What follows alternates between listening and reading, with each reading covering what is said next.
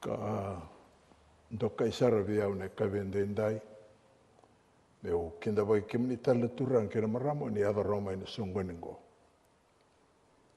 au ni taka ni danan dua pati tigo na nanda krea na nona vili utaki na kalau ni ne tigo pati kenda na elona me rao ni matata vikenda na vika enda buli tigo kina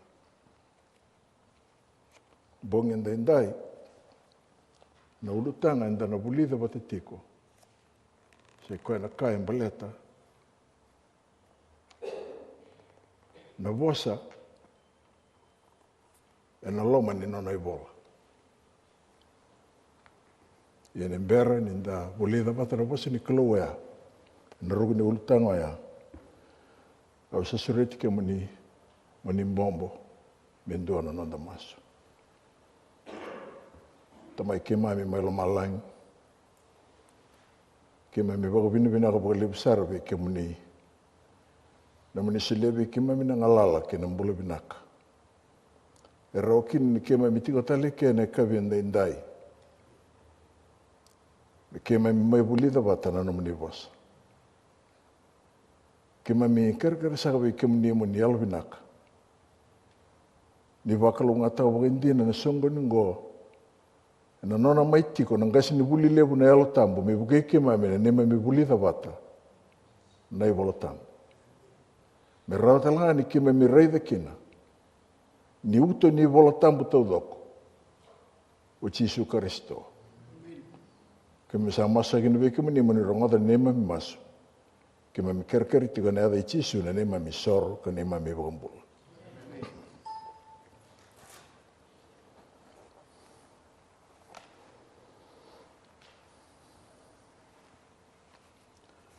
au ngandrepa meu tika bue na kavenda inda ina nonguli ka tau manda veke muni. Endua na tikina rau. Isin dua veke anda eva titingatak. Ni tikina wea kena irongo-rongo eva kai rau. Ina kena imbali titum. Ngo na kaya. Kuna itiga ina Vosa ni bola ni samen don rau tinika diwa tikina itolu sanga bulu. Nesa bagamadala taki na nomani Vosa e ana i bola tambu. Sangai rara mamai. Kasa bagabukuiki na koe sasi ni buku. E dambongi anda sabi ital no rau na kami maleta na Vosa. Na i bola tambu. Di kai tigo na tiki na ngo ni bagamadala taki na Vosa o ea na i bola tambu. Ia ke bagamadala taki na Vosa nina no matigo na kau ia kai veke muningo. Na i bola ngo, e ndau kilenga na kene malembali ni bagamadala teikoe baga teikoe. Ina sini rau vikenda menda kautena nanda i bagamadala baga tamata, menda gale i baga ndondonu takina na kai tuike. Esa nanda i te vikina na vingauna tau doga menda na baga ronga tigo na veli utaki ni kalau, na kame maleta, na kena bulidi na Vosa ni kalau. Ia ke buka anda salva te tigo pati kina nona lewani veli utaki tigo na elona. Dapa saya, sangai rara mamai. Tos taki tigo na kena rara. Vintu tai tanga manda, ne tiki na sarunga tangore pati kina kaya na buku. E na bagai malembala kina o sewa tiki na tinika walu e kaya, ia na nonro sala na yala dondonu, sabaka na rara ma sa vilatu. Sa lepo taki tigo na kena rarama.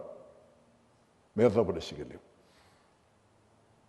Ia na puna o kaya kina ndina ngani ronga rao ne vei tiki nango.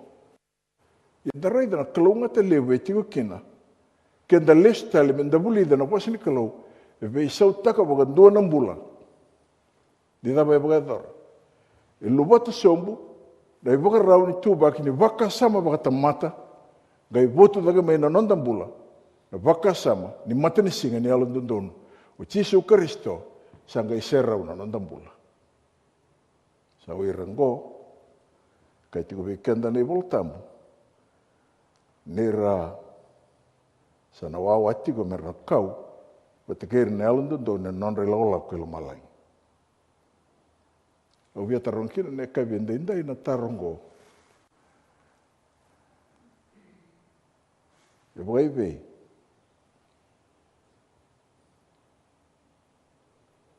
Desa kila tu ni bolongo na i bola di kalungat. Eda budi tingana men dana numa. Ena ia dona tumbu vai alo ke vai da buli dana alo ndina. Na pasa di kalu. Ngai rawa kina men dana tumbu ena veka vakalu. Ia na kain dondona men dana numa. Ningas ni buli lepo dondua, era dondona me bukai kente na kena kila ina bose ni kalau, awasa bose tu bagi menina bom. Ayah ngana alota. Kia bukai senga, sama dala tu ni nea dona lenga. Arawan da tarong na lenga baba.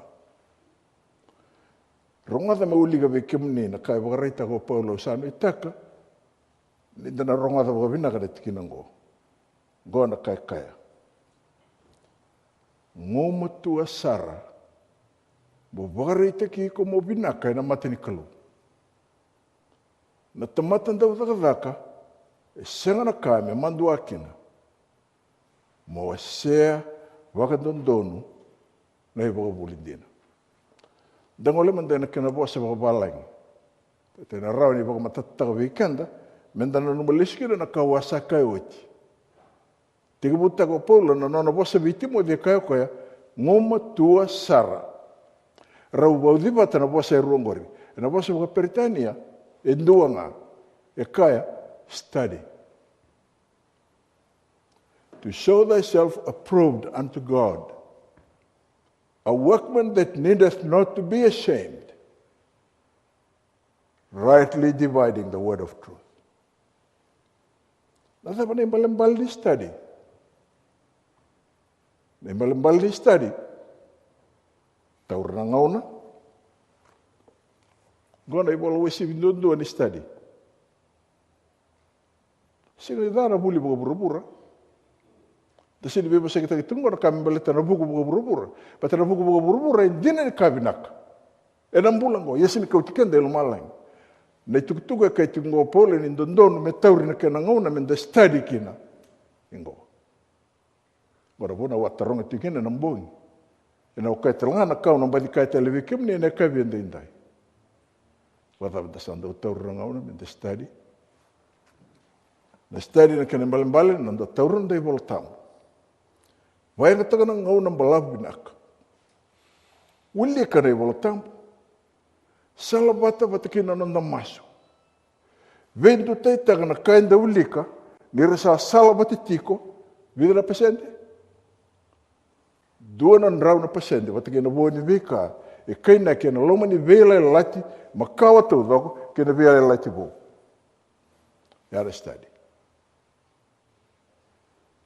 Adava na kaya na gai mbasi ka kira, ngomotua sar, mawara itagi ko mo binaka, na mata ni kalau. E kaya weekend o Paula. Na tamatan daw daka, wabasa wala lebe kimni nambog ni tikinea. Na tamat daw daka e kaya tuko koengo, malitir na daka, na nona daka. Goya o katikina, o kima mina ital-tal. O kima ni daw bugaita bina baliloto. Na tamatan daw daka, bayalo. Era singa na kami, manduakina, malitira daw. Nisangay wasya bagandondo na nabeka na iboltam. Na lenga, ina baya nga tanga na tebora ni ito ni ngamunango, na nona baka sisya, menda senga kina ni kila. Na kaya na kitigo na iboltam, membaleta na kango, and ngay kauto may membaleta na kango. Na ngay yado kina, na lenga. At saray da kina, inda baka roti siya, baka salata kina, tigina ya, nisandondono. Mendanda ngumatu nanda bulida na nanda ivoltambu ka wase baka dono talaga e vida na kain dono menda kilame baleta na ivolongo na numa ni dono menda reida na imatai na ivolongo itigi ne rua na wase lilim nei matai ni kene wasi e whakatokai tiku mea dhana na vea lelati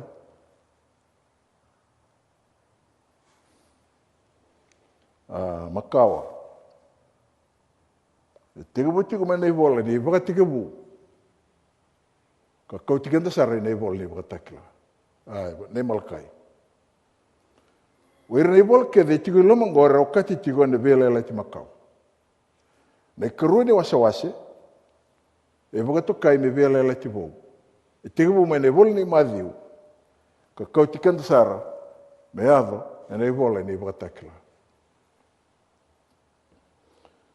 Sanda utarongi whakawasama, se dhava nei mbale ni ala na vea lelati makawa ki na vea lelati vou.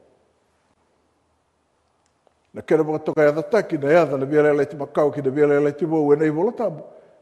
E sinitunga whakaweitalia e whaka mbale. Na vea lelati makawa.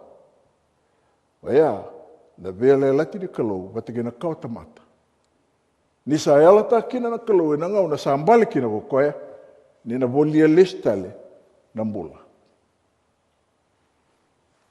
Ya. Na vela la tivou. E kene karua. Na vela la ti makau e vagadori te kibu me na wero iteni. E vagayabu taki se vagandei taki e nanrani manu. Dau baganda veina kandanra. Nei karua ni vela lati. E vagatokai tiku me vela lati vou. Se koe na vela lati e vagadori. Ni sa oti na pei voli. Ka sa ndrengati ka vagandei taki. Na vela lati ya. Ni sa voli oti na tamata. Aya dhongo. E na ngauna. E mai mate ki nei ndua na tamata. E senga na nona dhala. Linda listali. I dei wakatiki mua ndaraida ni rindau kaumai na manu. Dau ndingi taki na manu. E senga ni ndua na kena dha. Mera mai wakatambori. Kena wakatambori na manu. E senga ni ndua na nona dhala. E ra wakatambori mei wakatakara. Ni nona vela lati na kalau kena kau tamata. Mendusete ko nindua na ngauna. E na mai ado me wakawatu kana taki. Ni rauna mai sota kina na i wakatakarakarago. Wata kena ndua tale. E na mai mate. E senga ni wakatakarakara e kandina. Membukodi kina na i wala dha. Ni kai urubura. E ana via lela tirua. Na via lela ti makawa. E wakayabu taki na nrani manu. Senga na kena dha. Kena via lela ti vou. E wakayabu taki, e nanrani ndua na tamata, e senga ni ndodono e mate ni senga na nona dhala, gai mate na pukunda. E ntarai da kina, ni oea na kasayado, mai nei wakatikipu. Na ngauna, sa tosu tiku kina na nona dhaka na profite na via lelati makau. Sa andusi tu mai na prophesy. Ni na maiavo na kena wakandavei na nrawa ya e na kau vela tai. Nei wakativu na kena wasi tolu tiki ne ono. E wakareitaka weekend na tiki na ngoe na ngau na ngā rau sa dhala kina na bunda. Rau sika lutu kina nei wala dha. Kai weekend na nei wala tamu. Di rau sa lupo wale. Ngona kaya. Asanga yanra na matan rau. Rau sa kila ni rau sa lupo wale. Rau sa tulapa tanan rau ni lolo. Kata kawa me non rau isu. Kai weekend na nei wala tamu di rau lupo wale. Na taro. Rau lupo wale na thava.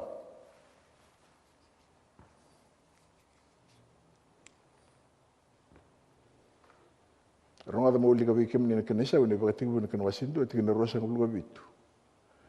Asambulia na tamata na kalau me tobo bata ki Koya. E na itobo ni kalau sambuli Koya go Koya. Na tangane kei na lewa sambuli rau go Koya. Odi sa reida. Na ngau ni non rau lupo ale o tama batike bi ro sini lupo ale na isulu. Ora rau lupo ale na itobo. Na itobo bakalu, na itobo bakayalo.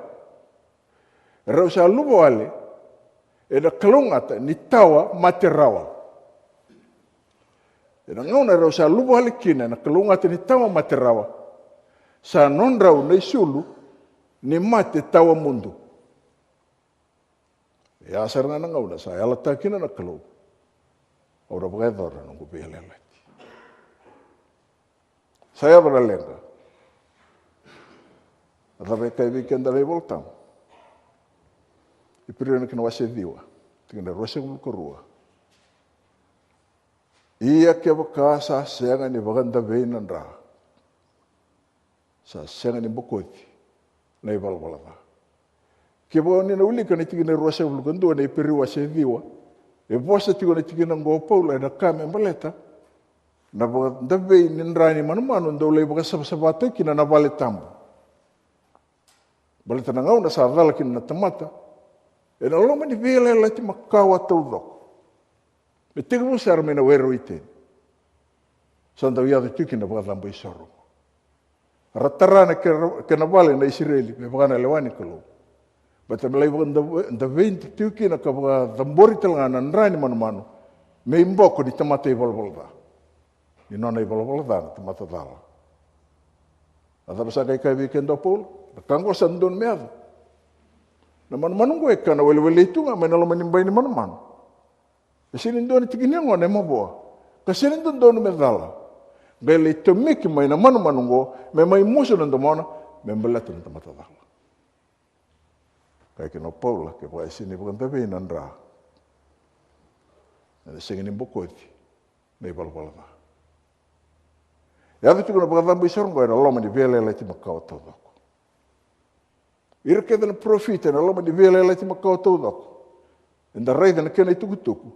Renda buat amboretiko na manu ko. Waya na vele la ti. E paka yabu. Mai na ndrai na manu. Vele la ti makau. E na chioni na kena wasi ndua. E na tikina ngono ni na uliga kina na italno ni kame mbaleti chioni. E kai nagi ni koe na turanga ngo e tumu mai nona takataka na ndau bunau. Na ngau na rasa vibutu ni kina tamata. Rasa kau sebesar merlai papiteso. Sangkai kai weekend na ivoltam. Dua na mataka. Rei da kino koe, dua na tamata, sangkai rei da bukan dua. Roi sini mau sota iliu. Kai weekend na ivoltam, bina tikino ya. E na mataka sa rei di chisu ko chioni. Ni salaku tiku mai bua. Kasa kaya. Onggo na lami ni kalau. Sa bagada veina no nan rame ro mulai kina na kai buru. Lebih okani. Ina ngono ya, dina ngas sember di bagada veina ra. Sa ror mai na ngono merau sota kina, nai bagata kar watakina lamin dina bagata kar tu ina loma ni vele le ti makau to. Sa kayo chioni vero ya merkila. Di veka ndo bagada tu mengo. Waya na tamatin din na may bagador. May na may dolata na ibalbalda. Ni kay burubur. Tolu be mama na embaki. Tigo buli kinokoy na kenda maliwa. E bagador tu kina na daga baga mesa ye burubur. Bala yadam na nguna sawati kina na bagador na daga baga mesa ye na lomani tolu be mama na embaki. Dole singa. Resang kay bete ki koy. Di tamatan beitaki.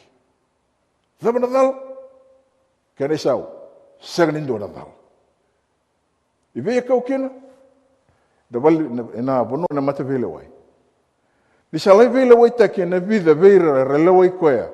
E na ngau na nino na velaway ti koya na loman indua tu dako ng bogi. Dala dabay kunibwa, sena. Sawiti, sangka hitaw na lawan na mata velaway. Memate na tamatang ko. Pero sangkay kauti ko na kina ulun bono amay kalibari. Nangaw na sa tambete kino ko na ulun bono ya. Sa so tawa kino koe na kaini vei waka sewa se wani ki na vei waka rawa taki kedanga. Nda sini tanra me rauni taka poento. E waka sewa se wani. E Vosa tataki. E lau romba. E kasiviti. E lau vadu. E na kake vene uli kene voltam. E lau sambi. E na linga. Kena itintini. E rasanga itauri koea. Rasanga i beauty koea na kaubela tai. Kawakota na lingana. Sa lili tu na lami ni kalo. Rau sa mai sota rai waka takarakara ke na lami dina. E nai oti ni aua. E nai oti ni miniti. E nai oti ni sekundi. Wana kai weekend na iwala tamu. Nene kune ni choni kana wasetini gaviwa tikine tolu sanga bulu. Ia ne sanga ingo nobo oti. Na wai. Adaba sa kaya.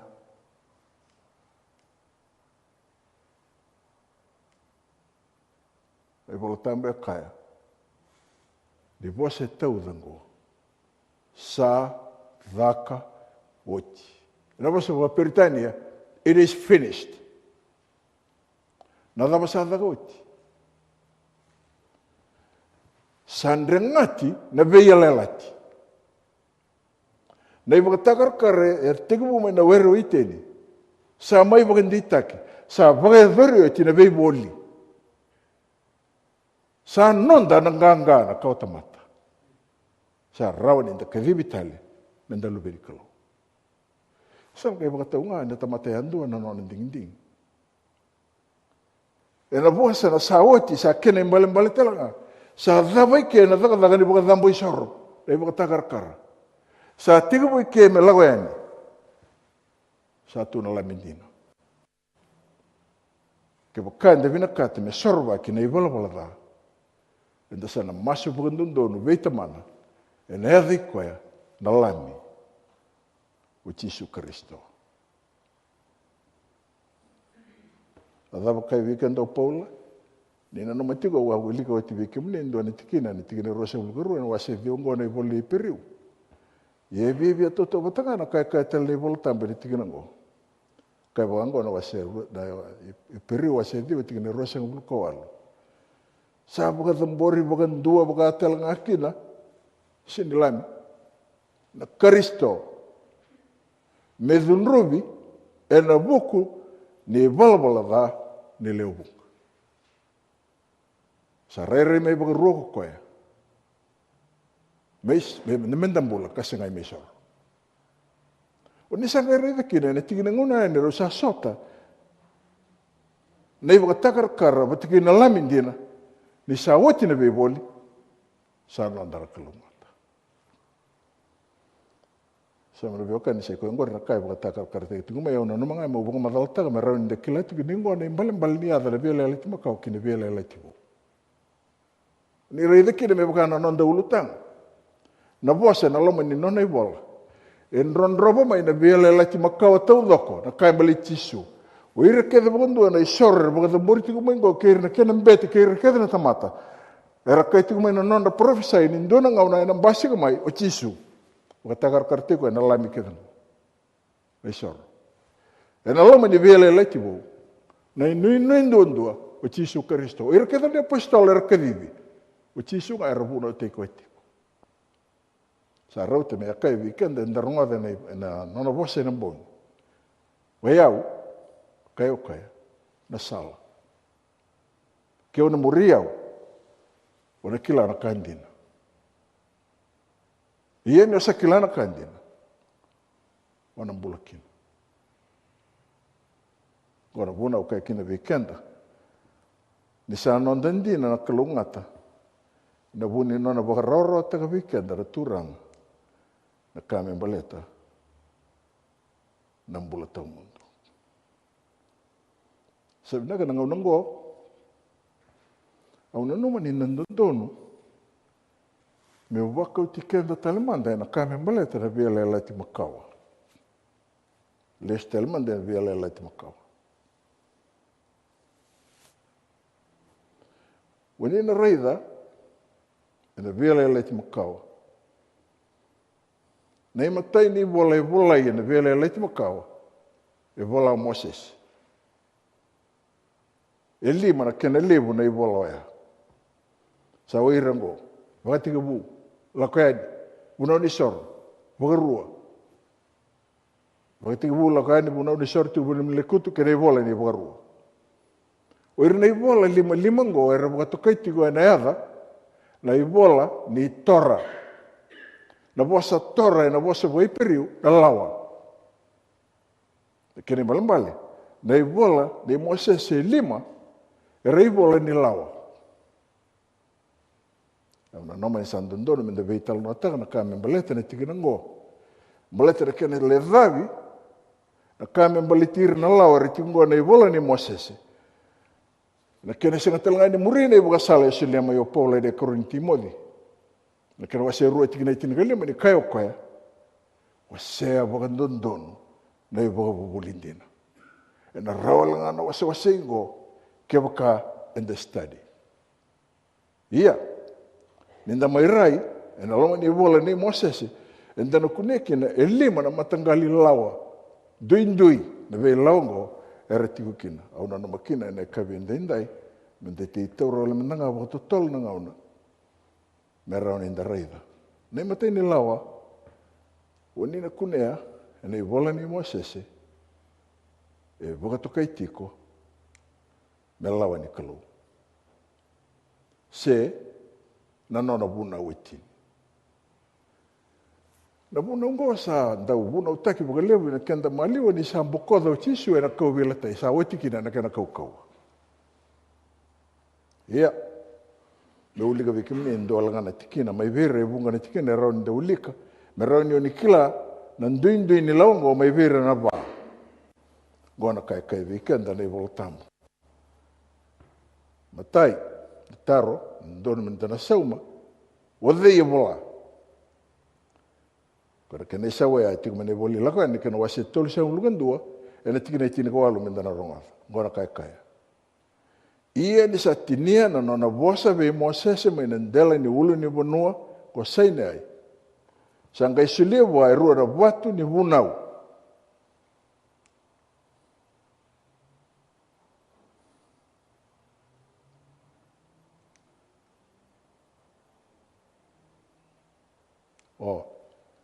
Watu raramba sa volai e naingangalo ni linga ni kelu.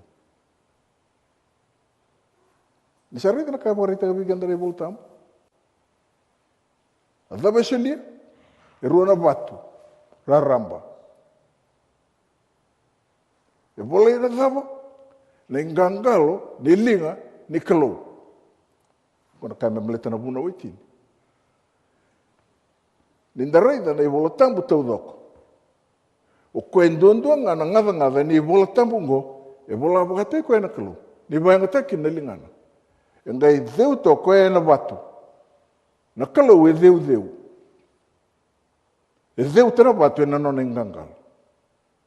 E senga mendangani wakatara. Na vuna wetini, me sili wa indone English me vola.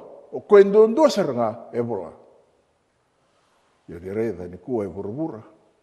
Sana numi ni sambokodi na vuna ungo. Kene valambali, ndona kau atani, e methatigo ni vuna ungo e nonana vina kata me wakathalai, na i tubu ni vika e nei volatamu, menda sesekina, menda kakuni rawata na volatamu mundu. Wadhei, kisu e kai ni tioina kena wase walu tingene vasa uga wa te boro.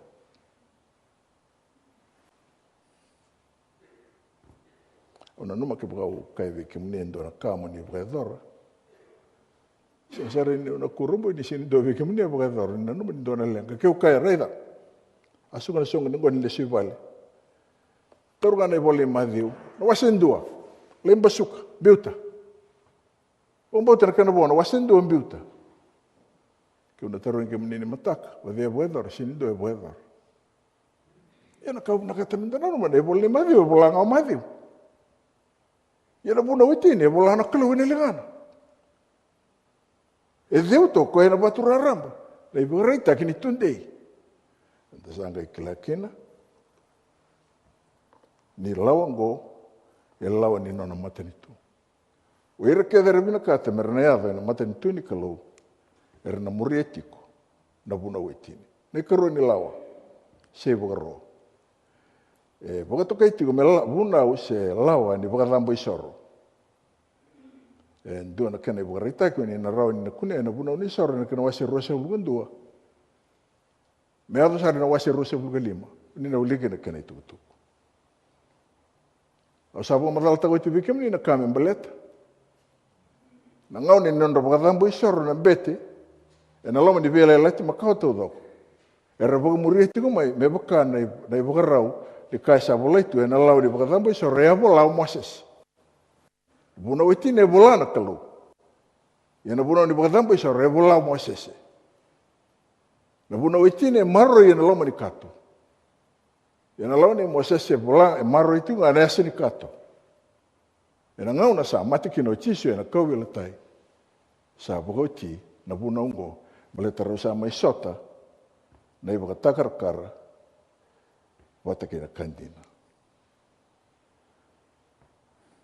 Kai kina wango wikenda o Paulo, ngo endo ne tikina, e voqa enda o tau tikina voqa levo kenda, au na noma me ulika na kawini koe, tikina klosa na kina waserua, tikina itinika wā, mea ni tikina itinika vitu. Nisangu sia, lai vola linga ni ve voqa rosa ambe taki kenda, sa nonda mea tiku. Kasa kau tatani sara. Nesa wakota kina kau wela tai, ia nesa wakadada ni kenda, ke ira iliu.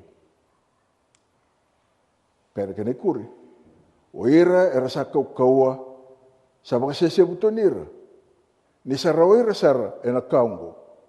Koya ngo, kako kina lewa ikimundo wendua ena bukuni kakana, kina kaningono, sena singa ni solevu, sena bula vou, sena singa tamu. Nisa ni Kristo na yalo. Ni reida kina, na biokani. Na kame mbaleta na beitikina ngoe vola o Paula na nona i vola.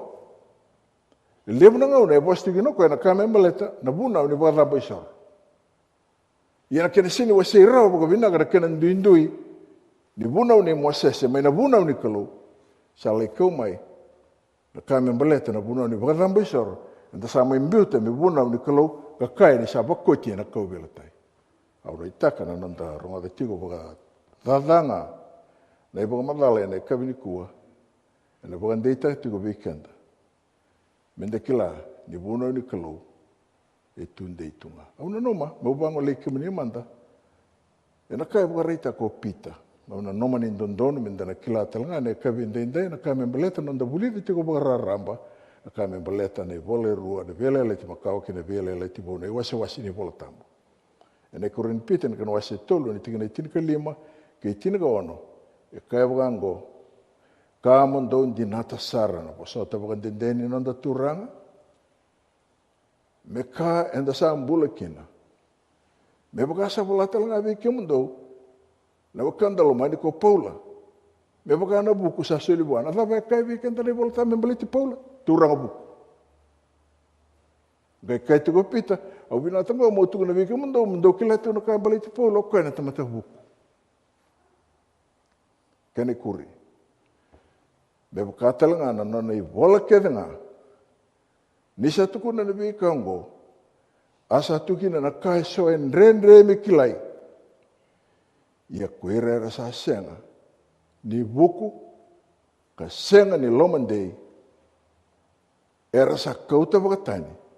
Me wakatalanga kina, nai wola tambu kedanga, mera rusikin. Ausana itaga ke manina o kangu. O ni wakarongo tiko, ene kabinde indai. Nindara baya lo matua taki. Minda kilatiko na ndui ni vei vuna weso e tiko dei wola ni Moses. Na vuna wetini, e katunde me tau mundo. O ira kedar vela ko na nona matentu na kalauer na muria. Na buna ni bagambo isor sa bagoti e na kau vela tai. Sanga isolia tu kina na ibagaro. O pite ni tingana ngonga i kaya koya. O Paula na tamatabu. I levu na kaya vola, Vian ren reti kona kene mbali. Sini kai o koe ni singa ni rau ni bonga madalataki. E kai ngau koe en ren ni bonga madalataki. E na rau ni bonga madalataki ke bonga endambe na tamata me bulida na nona i bola tambu ka kere na ngasi ni buli ni bola tambu me bukai koe me kila. Dei tukono koe. E raua ni bonga talaira re sini alo matua re sini buku. E na rusa kina oira wata kira telanga era rongo di koe. Me bukai kenda na kalau. Enda vale sui. Ka kilati kona ndina ni Vosa ni kalau. Abinaka, au binakate mo wangole kimuni na kai waraita kana turanga po chisu wakate koe re indondono telanga menda na rongoala. Kai wango na tiginango. Doka kuni nanoma. Ni una bite kim do bita mango. Sandu asan bite kim do tiku. O Mosese. O koe do sa wakaravikina. Tukuno koe rei una sini bite kim do bita mango. Endua nga o Mosese. Taro avikim ni ndora taro. Ibe na bonua, endan daw lay rongoda kina nakisi ni kame baleta na bimbi taki. Ibe. Dua nga na bonua, na matavile wai. Baleta na daw, wire rambasi nga kya, rede kya baleta ni rambasu lawa. Rambasuka, se vakadada na lawa ni matanitu. Rambasi kina na matavile wai.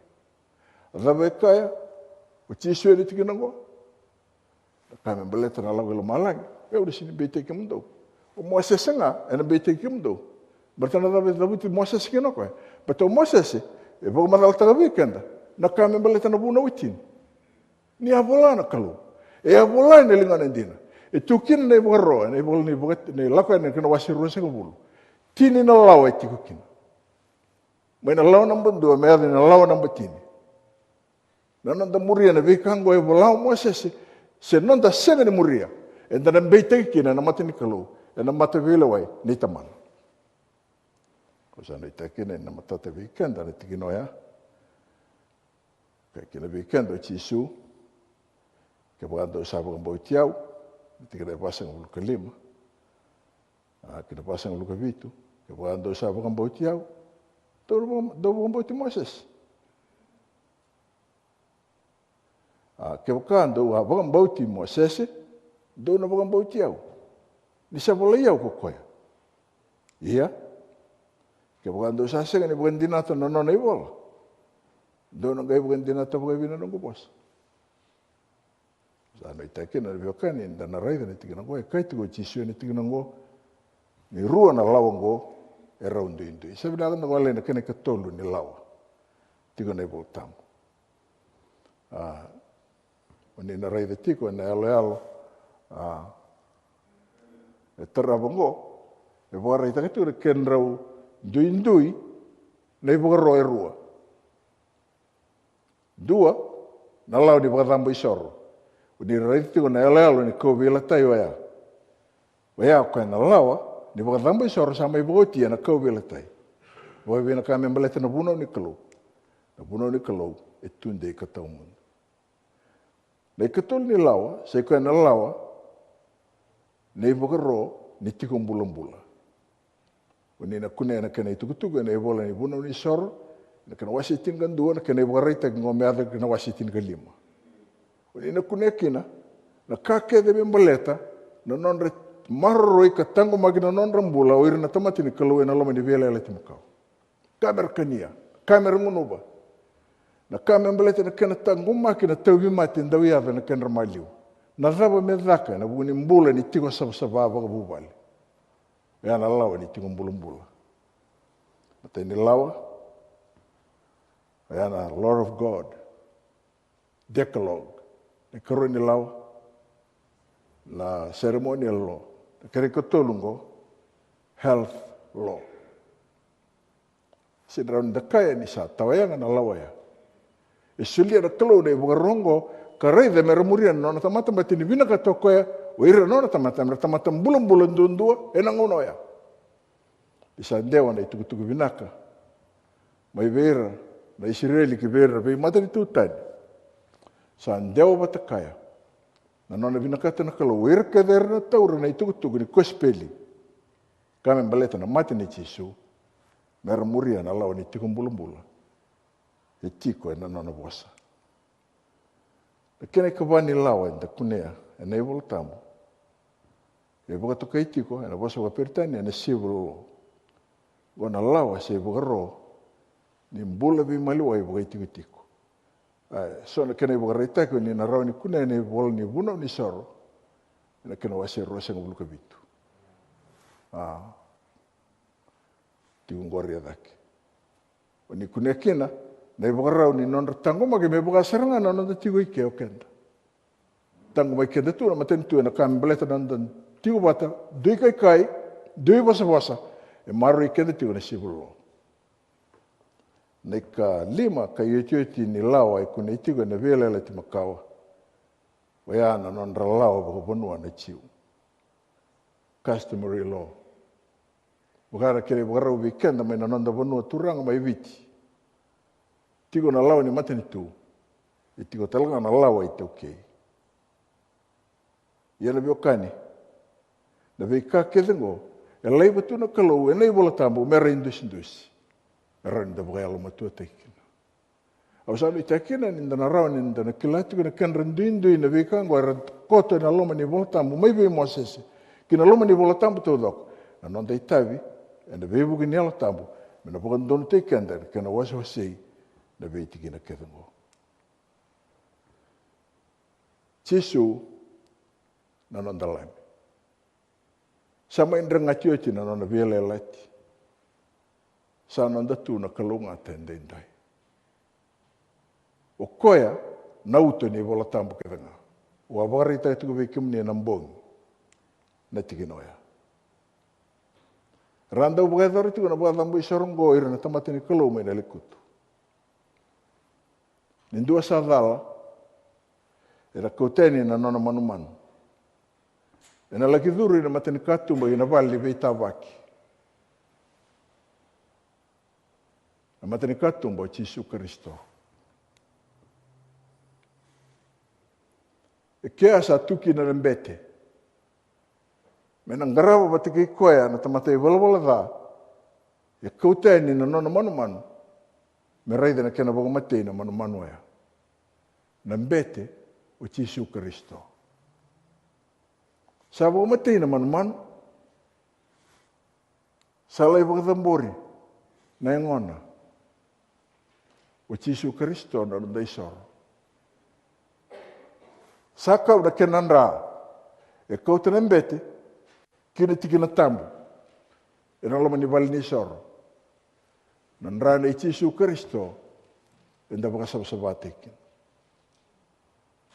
E na singa ni vei mbuluti. Na mbete levu. Sa ndau kau te na nrango. Ni me boga tokai na me ni kalou. E lako sivi na tiki na tambu. Ka kau ta sara na tiki na tambu sara. Na buna ya e nduanga na iaea e tiko kina. Na kato ni vunau ni kalou. E na loma ni kato ni vunau ni kalou. E tiko kina na vunau itini.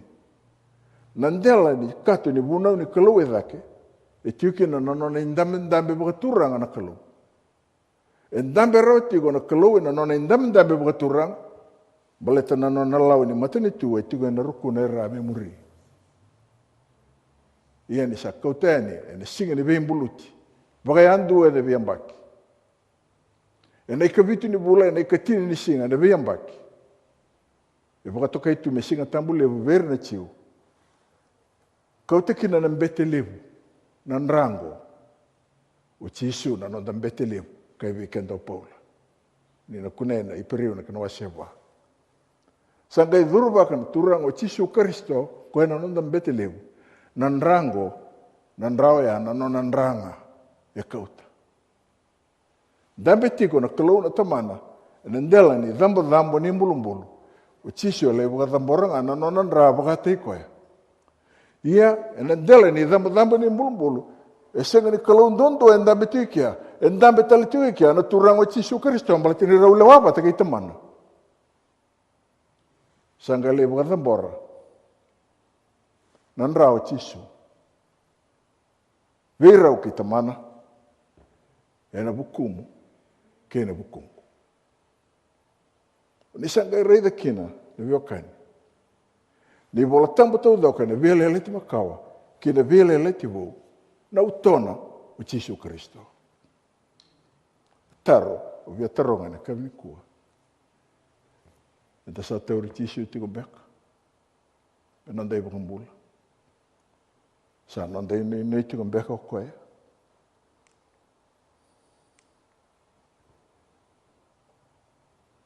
Sa mai teo iti na bukunda. Sa waraki kenda tiko. Suri ti kenda o Koya na bunga ndai. E ta sili anong dambula bua. E na senga li inda vinakata minda bagai dhara wakakira. Me bagai kenda na kalau. Pero weekend minda lomandina na nanda wakasanga ngare na nona Vosa. Me bagai mulai kenda o Koya na singa. Sana basi ka maikina. Sana kerea, sana warumbombo ngoe na nanda masu. Na mbombo na matamu ni mendua na nanda masu. Tamai ki mami, mai lo malangi. Ki mai ngō vinaka waka lewu wi kia muni na namani tamata. Ki mai misa waka ndina taka ngō na kalau ngatai nei mami. Batana dingi dhala e waka dharma i o atama ki bisa tundun ki mai mea li tau mundo. Ia na namani loloma. Ni sanga lewa e waka takar taki mai na nandra waka mateina manu. Me wakarai taki. Ni sa sulietu na namani mbula mani mate. E na buku ike mami. Pina ka waka lewa na namani loloma. Masaka na ka vendendai. Na buku ike mami kevi ke mami tiko rawa me wakaronga tiko na namani Vosa. Ke mami rawa ni alandina ni mami bulida na ke mani tuku e tue ne volatamu. Ke mami ndau masu ke mani na ngauna ke de bulidi kina. Me ki mai me wasa tala nga waka vinaka na ka membiu. E na vivono e ndondo ni merembiu kina. Me rawa kina ni kakua ni ki mai meali mai na matantua ni lebo karota. Ni waka suke ki mai me na songoni ongo. Wale si ki mai me tala mai waka vinaka. Na songoni ataraba. Ki mai me rawa ni murietigo na nomni lewane venga una me adaba na nomni mbasika. Ki mai me masaka tigo na adha ichisu. Koya ngana ne mami soro, ka ne mami wakambula. Amen.